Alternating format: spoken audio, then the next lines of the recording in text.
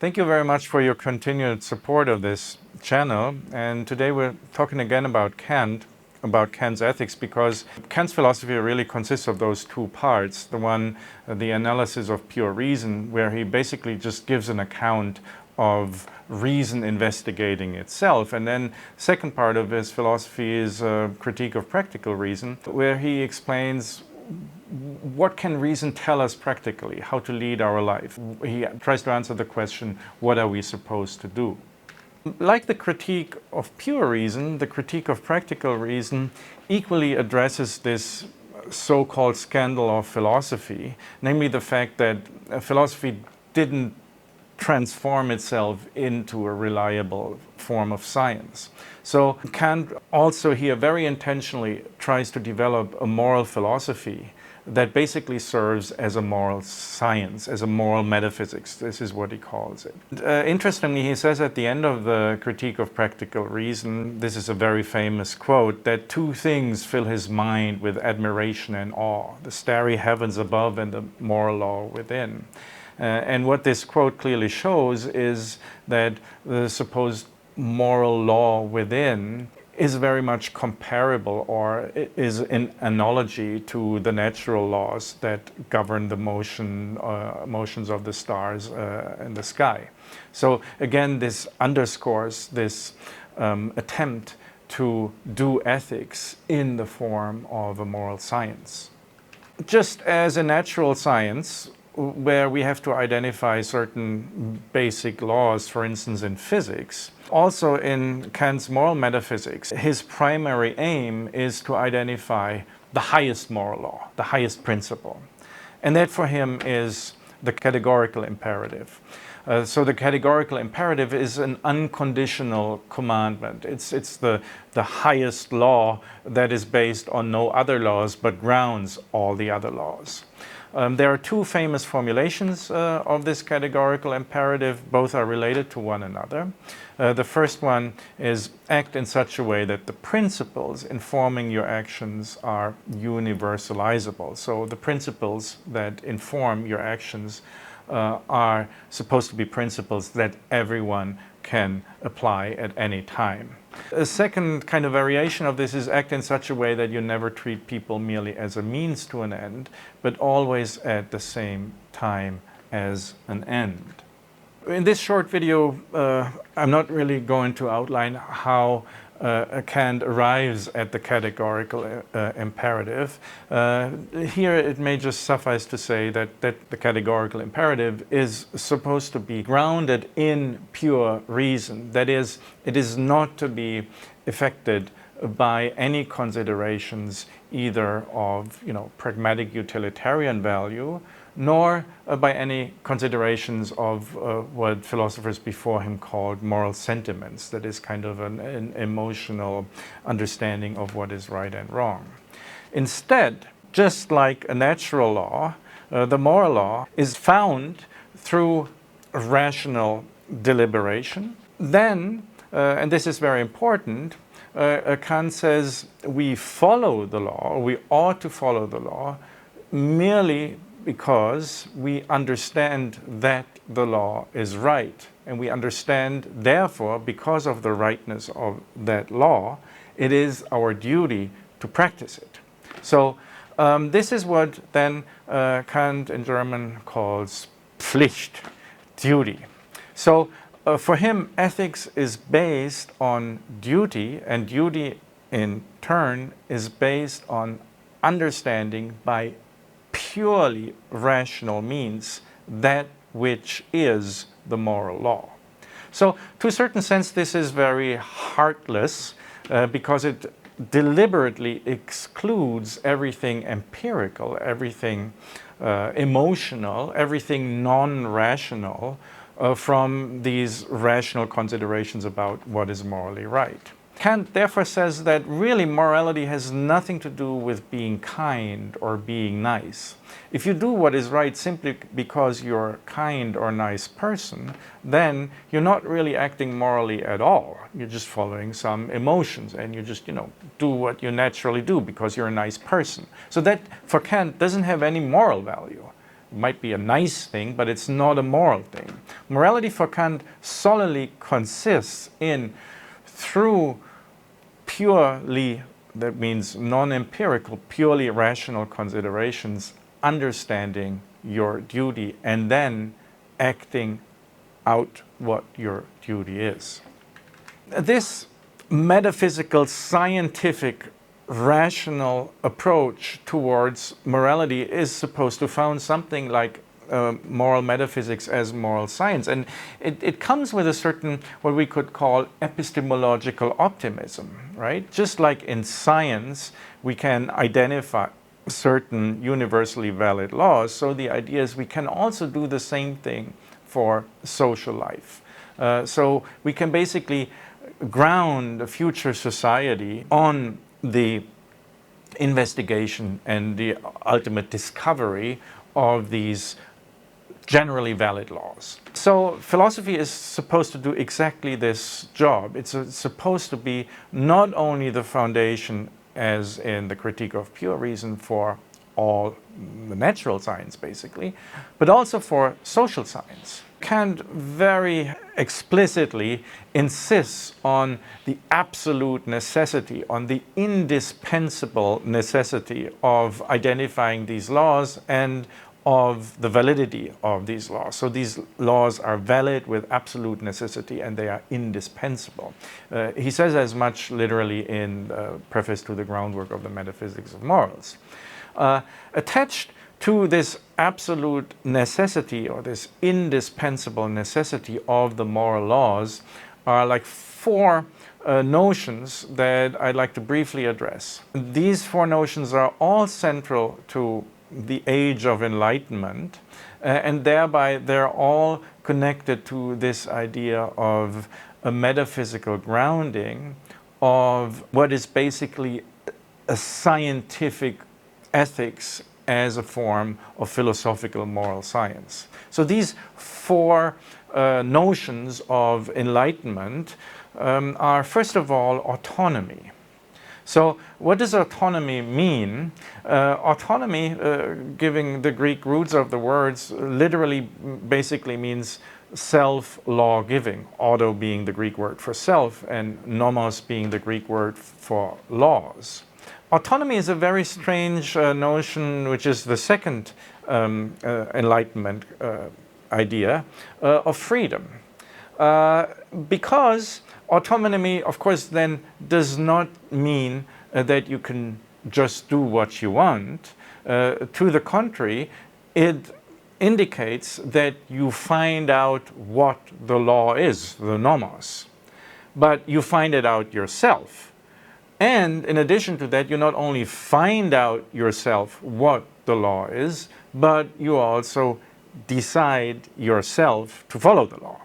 So in this way, as Friedrich Engels later called it, we can understand Kant's notion of autonomy as a form of freedom consisting into the insight into that which is necessary. Freedom as insight into necessity. Freedom as insight into what is your duty with absolute necessity, and then your capacity to follow through and on your own practice what is the moral law. This, for Kant, and these are the notions number 3 and 4 that I'd like to point out, connected with this are maturity and control.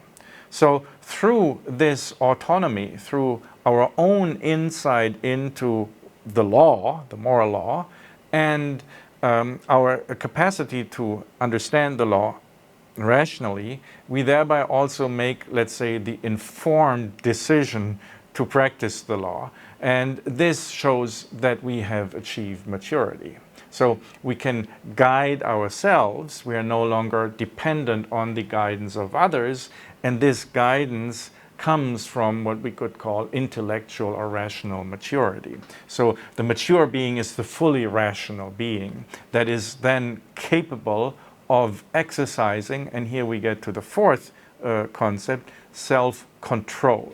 So we are fully in control of ourselves. right? And this is the end goal of Enlightenment, to be fully in control of ourselves rather than being controlled in some form of unconscious manner by some forces that lie outside of our own rationality. To illustrate the absolute necessity of the moral law, which is, of course, a consequence of its absolute rationality, I'd like to point to a famous and somewhat infamous essay Kant wrote towards the end of his life. The essay is called "On a Supposed Right to Tell Lies from Benevolent Motives." In this essay, Kant insists that what he already made very clear in the Critique of Practical Reasons and in the Metaphysics of Morals, that moral laws, just like natural laws, do not tolerate exceptions. So here he gives the example of, let's say, white lies, right? And he says, for no reason is lying acceptable. And he gives an extreme example, the example of someone coming with an axe to someone else's house and asking if a certain person is in that house because he wants to kill that person with his axe. And even in a situation like this, when you're opening the door and you see the person with the axe coming, and the person asks you if the person he wants to kill is inside the house, even then you're not supposed to lie. Even then, lying is wrong. You might do other things, but you cannot lie. So Kant says, otherwise it wouldn't be a law. The violation of the universal moral law is more severe than the violation of certain specific individual interests, right? It's not a consideration of utility. It's not a consideration of emotional inclination. It's a moral law. And because it's a moral law, its violation is unacceptable. Interestingly enough, as actually one viewer remarked on the previous video on Kant, Kant at the same time was also very much racist. By the way, not only racist, he was also homophobic, sexist, and you can find out many other things where he totally violated what we would nowadays consider as general basics of moral decency.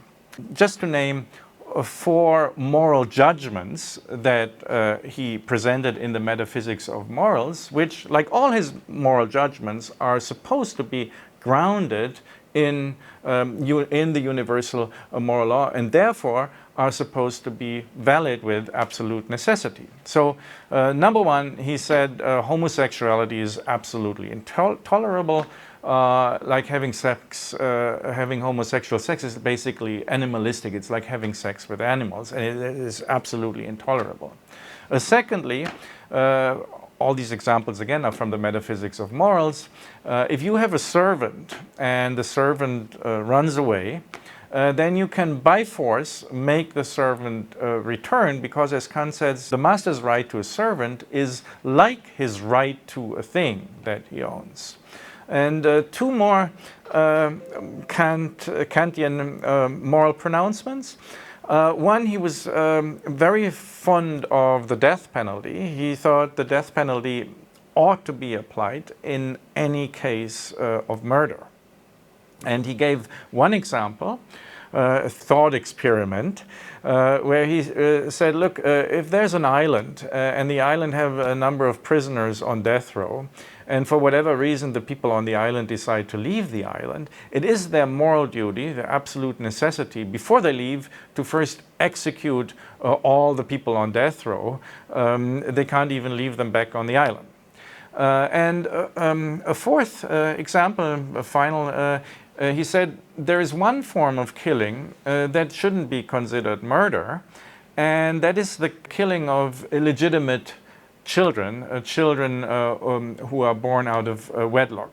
And he said killing such children is actually not really murder. because, and he uses this analogy, these children have been smuggled into the Commonwealth or into society like contraband is smuggled into the economy. That is, by illegal means they have entered society, and therefore, as he says, their annihilation, just like you destroy contraband, cannot be considered murder. These four examples, and particularly the final two examples, the example with the prisoners who have to be executed and the illegitimate children whose killing is murder, reveal what I think is a basic moral paradox. Not only in Kant's philosophy, but in many variations of moral philosophy. What we see in Kant, the form the paradox takes on in Kant is that he states that all his moral considerations are grounded in pure reason, therefore are not historically or culturally relative. However, it is very clear, that's why I gave just these four examples, that in actuality they very much reflect Kant's own cultural and social prejudices, cultural and social prejudices of his time with regard, for instance, to so-called illegitimate children, and also a certain psychology and a certain emotionality, like homophobia has also the word phobia in it, and Nietzsche very much engaged in such a psychological analysis of Kant's moral philosophy, where you can see, and this is the paradox, that precisely such a moral philosophy which aims at eliminating social and historical and cultural contingencies and psychological and emotional components, at the same time reveals itself to be highly informed precisely by such cultural and social contingencies, by such a cultural and social background, and by a certain psychology and a certain emotionality that comes along with it. The paradox is that while philosophy, moral philosophy, tries to rationally cleanse morality, in the very same act, it shows the impossibility of such cleansing. So, interestingly enough, I think Kant's moral philosophy very much contradicts one of his basic aims in his critique of pure reason, namely to eliminate dogmatism. I think Kant's moral philosophy is very much a form of moral dogmatism. Here he makes philosophy something like the handmaiden of a secularized Christian mainstream morality. He provides supposedly scientific metaphysical groundings for the prejudices of his time. I think that is a danger, at least a danger, that philosophy also faces today, both on the right and on the left with regard to wokeism. That philosophy, particularly academic moral philosophy, unfortunately has a certain tendency to justify certain social, cultural biases and is informed by certain emotional and psychological, let's say, tendencies, while engaging in some form of philosophical discourse that rationalizes certain prejudices of our times.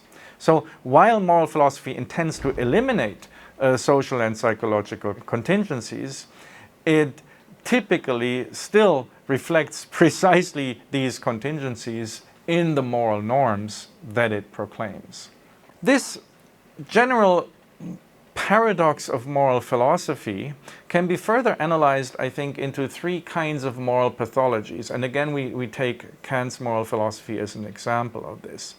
The first moral pathology is what I would call the philosophical pathology. So the philosophical pathology consists in what we could maybe call an extreme moralist reductionism. Take the illegitimate child case as an example.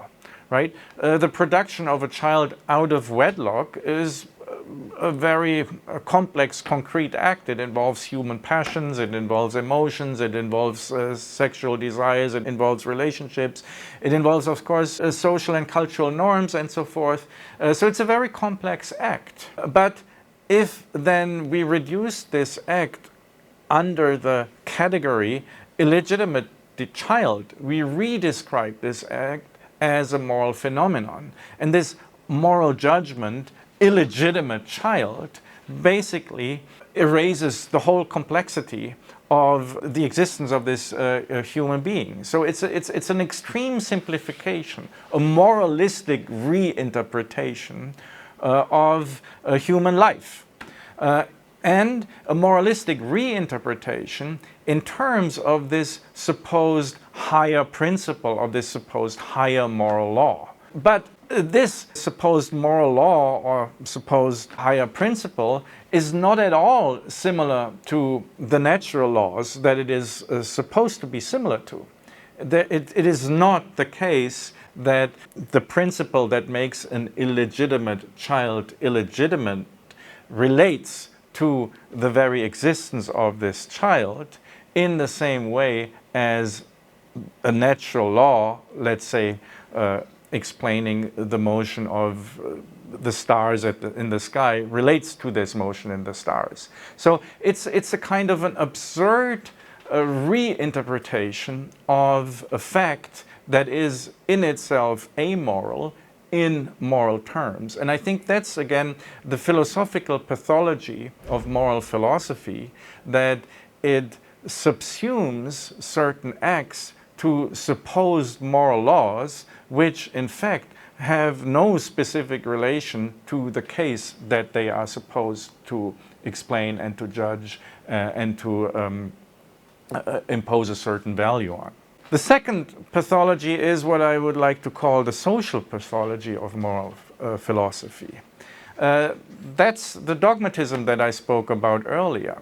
The creation of a fundamentalist language, the communication of supposedly no longer questionable, self-evident moral claims. And we have this, of course, not just in philosophy, we have it much stronger, perhaps even in religion. Now we have it very much also in media, in the social media. We have it in politics. We even have it in art. So the social pathology of morality is the communication of fundamentalist dogmatic moral language that doesn't allow for further questioning. And that's what the categorical imperative stands for, right? It is categorical, right? So the introduction of a certain categorical language into society, into specific forms of communication, I think has highly pathological tendencies. So this very manner of categorical speech points to the social pathology of morality. And then the third and final pathology I'd like to address, which is closely related to the first and second one, is the psychological pathology. It's a pathology of thinking, it's a kind of obsessive, compulsory insistence on moral principles. Like, again, think back to the example of the death row prisoners, right? Where we're supposed to feel this obsessive compulsion to, first kill all these death row inmates before leaving an island. So it's a kind of a moralist zeal, a moral frenzy, which, again, you see today in wokeism. Kant's moral philosophy, especially with respect to the example of the killing of illegitimate children and his insistence on death penalty, deserves, I think, a label that Nietzsche coined for Christian ethics.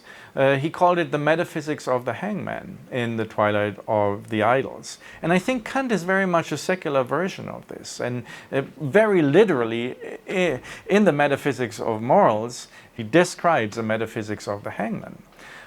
Interestingly enough, Kant's been very influential for philosophy of law, philosophy of punishment based on retribution.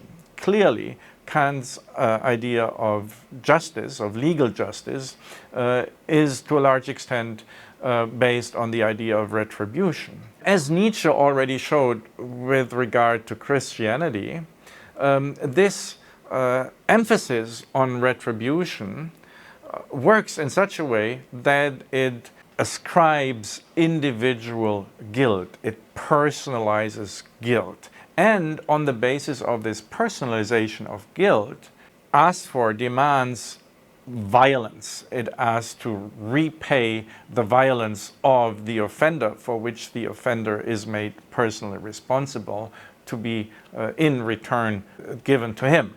So symbolical violence or physical violence is explicitly not only justified, but actually becomes a moral necessity into this metaphysics of the hangman that you find in Kant. And I think that via Nietzsche we can understand as a form of a secularization of a morality that we also find in Christianity. Of course, in Christianity we also find an emphasis on forgiveness, but interestingly enough, in the practice of Christianity, this forgiveness is often, so to speak, sidelined by an insistence on retribution here in this world, and then forgiveness is left to God in the other world. So this retributive justice, which we can find at least in applied Christianity throughout history, where there's a strong emphasis on punishment, and Foucault also wrote about that later, and where we have, like, similarly still in the United States today, right? There's a large part of the population in the United States is still very much in favor of the death penalty, and as I understand it, at least, this pro-death penalty attitude is especially strong in the hardcore Christian communities. In the evangelical communities, at least. So there we see this insistence on retributive justice, and we find this equally in Kant.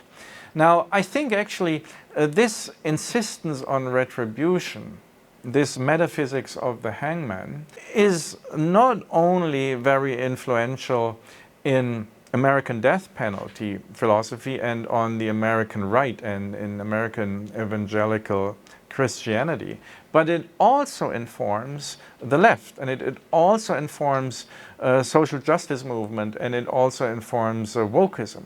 There too, we have this kind of a hyper-moralism asking for punishment.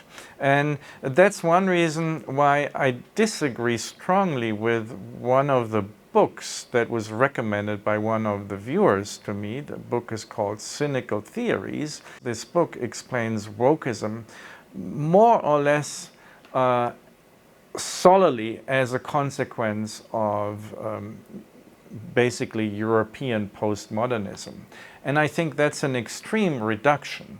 I think the wokeism that we see now on the so-called left in the United States, and that has increasingly global influence, and that I personally regard as very problematic, is equally influenced by this kind of metaphysics of the hangman, a certain post-Kantian insistence on retributive justice. And this was very clear, very obvious only just a few weeks ago at the Derek Chauvin trial, where we saw, particularly on the left, a very strong demand, an outcry for punishment, and an ecstasy of punishment, and a media frenzy about just indignation. And I think there is a straight line from this, precisely not to postmodernism, but to the metaphysics of the hangman that we find in Kant, and that in turn has its root